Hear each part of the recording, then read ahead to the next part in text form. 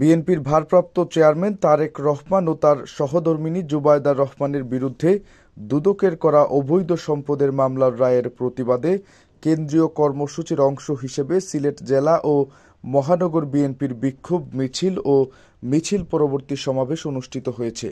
শুক্রবার বিকেল ৩টার দিকে মিছিলটি মহানগরের রেজিস্ট্রি মাঠ থেকে শুরু হয়ে বন্দরবাজার সমাবেশ করে শেষ হয়।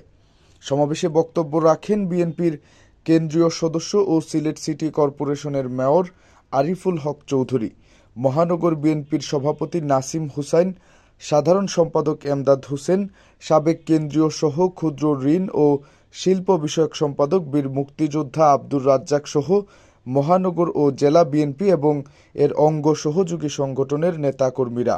নগরীর বন্দরবাজারে অনুষ্ঠিত মিছিল পরবর্তী এক পথসভায় বক্তারা তারেক জুবায়দার বিরুদ্ধে আদালতের দেওয়া এ রায়কে বানোয়াট ও বিচার বিভাগকে সরকারের আজ্ঞাবহ অভিযোগ করে এর তীব্র প্রতিবাদ জানান। উল্লেখ্য, দুদকের করা এ মামলার রায়ের গত বুধবার বিএনপির ভারপ্রাপ্ত চেয়ারম্যান তারেক রহমানকে ৯ বছর ও তার স্ত্রী জুবায়দা রহমানকে ৩ বছরের কারাদণ্ডাদেশ দেন আদালত। গত ১৩ এপ্রিল পলাতক তারেক জুবায়দা দম্পতির বিরুদ্ধে অভিযোগ গঠন করে বিচার শুরুর আদেশ দেওয়া হয়।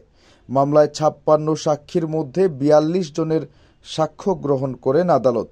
যুক্তি উপস্থাপন শেষে আদালত গত ২৭ জুলাই রায়ের ঘোষণার জন্য ২ আগস্ট দিন ধার্য করেন।